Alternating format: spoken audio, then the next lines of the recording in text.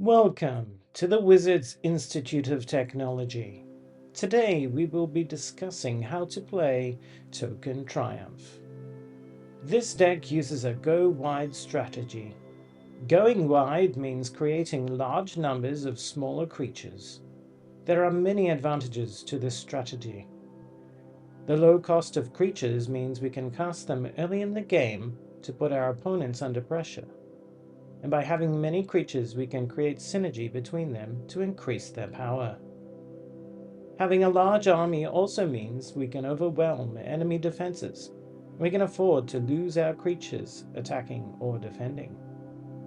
The disadvantages are that it can take some time to build our army, and it can be destroyed by board wipes. Our commander Emmara is the heart of our game plan to create a huge army. Just by tapping her, we can create a token soldier. These also have lifelink, which can give great benefits throughout the whole game, as we gain life equal to the damage they deal.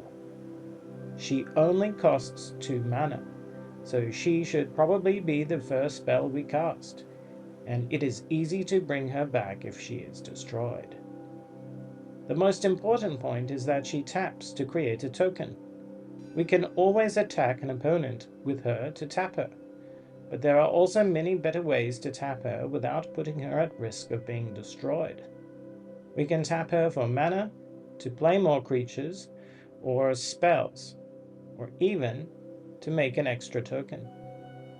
The keyword Convoke allows us to tap our creatures for colorless mana.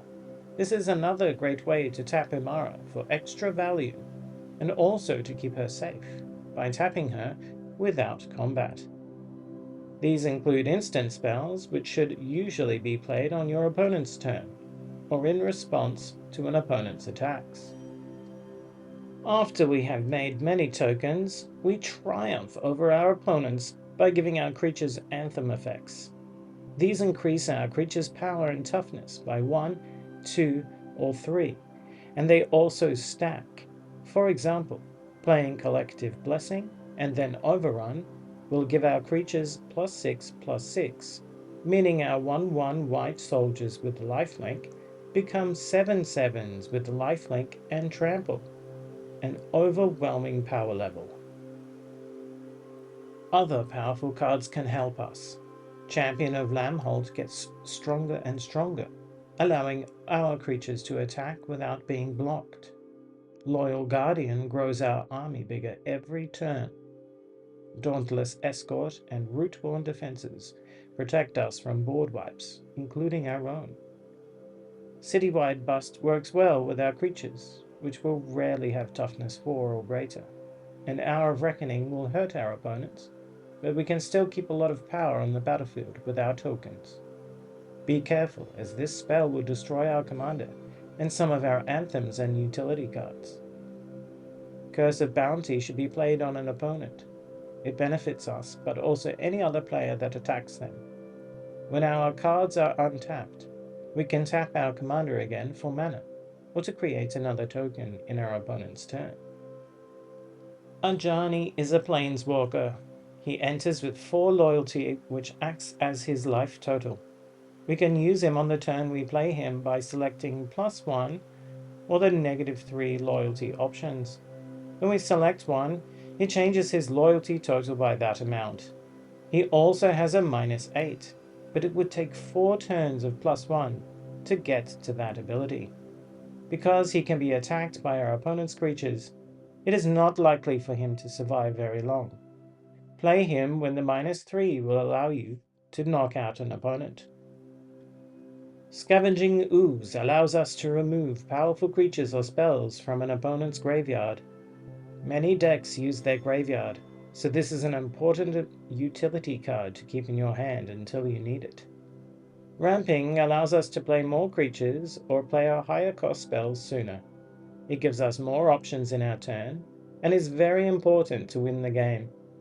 Many of our ramp cards also help us draw cards or create more tokens, and there are many ways to tap our commander.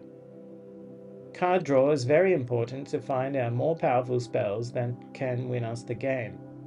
as well as put more creatures on the battlefield or find utility or removal spells to stop our opponents. Luckily, our card draw also works really well with our ramp and our general strategy of making tokens. Our starting hand should include both green and white mana, as well as some utility for the early game, such as card draw and token creation. Our commander works well, but creating one token per turn will not be enough to secure the victory. Finding the cards that give us 2 or more tokens per turn, as well as our anthems to make them big, is essential to triumphing over our opponents.